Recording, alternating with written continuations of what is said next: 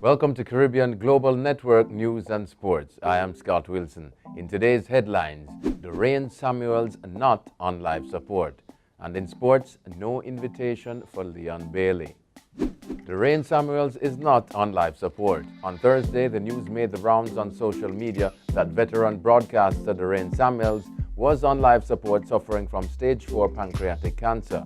Prayers were being offered on the various WhatsApp groups for the woman who graced radio and television for the past 40 years until her retirement in January of this year. The immediate family and the R.J.R. Gleaner family of broadcaster Doreen Samuels note concerns that have arisen about her health. CGN News understands that Doreen had surgery in recent days and is in recovery. She continues to receive treatment. The family is asking for privacy and discontinuation of the speculations. Spokesman on finance Mark Golding ridicules $14 billion stimulus. Mark Golding, spokesman on finance, ridiculed Jamaica government's $14 billion stimulus package, claiming that it provides incentives mainly for the rich, but nothing for Jamaicans in inner-city communities scattered across several constituencies, including the one represented by Prime Minister Andrew Holness. Golding was also scathing about the projected $4 billion increase in the budget for persons on the Programs of Advancement through Health and Education path, pointing out that it only equates to $226 per week or $32 per day for each of the 340,000 beneficiaries. According to Golding, quote, "It is a drop in the bucket and represents mere crumbs from the minister's table," end quote. He was addressing Finance Minister Dr. Nigel Clarke's presentation. Quote, "It can't even buy a patty. It can't buy a bun and cheese. We cannot see how, if we are to be honest, $32 per day amounts to any prioritization of the interest of the poorest and most vulnerable," end quote, mocked Golding during his budget presentation on Tuesday. Travelers want $500 duty-free limit revised. Jamaicans who travel abroad and return to the island enjoy a US $500 duty-free limit at customs. There is hope that the allowance could be increased as the Jamaica Customs Agency says it has sent to the Finance Ministry recommendations from travelers for an increase in the duty-free limit. It has also sent recommendations for a review of the duty-free limit for shipped items, which at present is US $50. CEO of the Jamaica Customs Agency, Velma Ricketts Walker, revealed the recommendations on Monday at Customs Meet the Community, the Diaspora edition online. During the online forum, several viewers on social media raised concerns that the duty-free amounts were inadequate. Boeing MAX aircraft restricted from entering Jamaica airspace.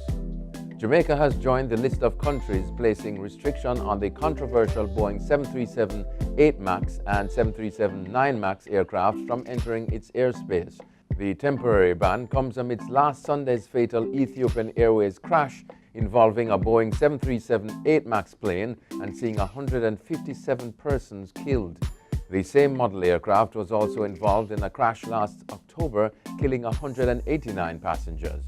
The Boeing 737, owned by the low-cost airline Lion Air, went down after taking off from the capital, Jakarta. The Jamaica Civil Aviation Authority says the ban will remain in force until further notice. The United States and Europe have also grounded the Boeing 737 aircraft. Over to sports.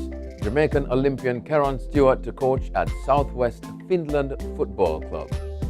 Jamaican Olympian Karen Stewart has been recruited to join the coaching team of Kotka-based football club FCKTP. Stewart will be working with the team from May of this year to September. Now 34, Stewart has the distinction of winning world championships in Berlin in 2009, in Moscow in 2013, and Beijing in 2015. Her Berlin exploits in 2009 included a silver medal in the 100-meter sprint. Stewart was a silver medalist in the 100-meter women's sprint in the Beijing Olympics in 2008. The football club will be looking to offer the Jamaican athletes running and coaching expertise to other outfits in Finland and St. Petersburg. Defibrillators for champs. March 26 to 30 will see the 109th staging of the Boys and Girls Champs, and the title sponsor is taking no chances with the athletes set to compete at the National Stadium. Don Webby, Chief Executive Officer of Grace Kennedy, says that his organization will be donating 5 defibrillators, which will be used at this month's ISA Grace Kennedy Boys and Girls Athletics Championships. The announcement comes in light of Jamaican long-distance runner Kemoy Campbell, who collapsed in New York while competing at the Millrose Games a month ago. No invitation for Leon Bailey. The Reggae Boys will not be issuing an invitation to Leon Bailey for their upcoming CONCACAF Nations League fixture against El Salvador on March 23 and an international friendly game against Costa Rica on March 26. The revelation was made by General Secretary of the Jamaica Football Federation, JFF, Dalton Wint, stating that they didn't want any disruptions in the camp when they face off against El Salvador in the crucial Nations League clash. The General Secretary pointed out that head coach Theodore Whitmore has already named his squad without any contact being made to the talented player. Wint said Bailey has not indicated that he would be ready for an invitation, and the minute he does, the General Secretary said he will be called.